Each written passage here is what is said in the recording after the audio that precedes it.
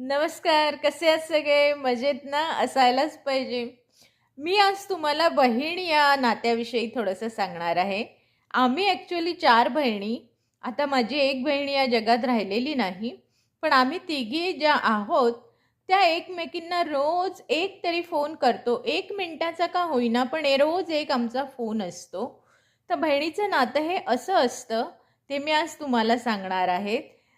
तर जर तुम्हालाही बहिणी असतील, तर ही कविता ऐकल्यावर तुम्ही त्यांच्याशी कॉन्टॅक्ट करा. कारण बहिणीचं नातं हे असं असतं, ती तर आपल्यावर रागावते सुद्धा आणि तेवढंच प्रेमसुद्धा करते. तर आता ऐकूया बहिणीचं नातं. बहीण एक अनोखं नातं. आईनंतर जर जगात तुमच्यावर जीव टाकणारी कोण व्यक्ती असेल, तर ती म्हणजे बहीण.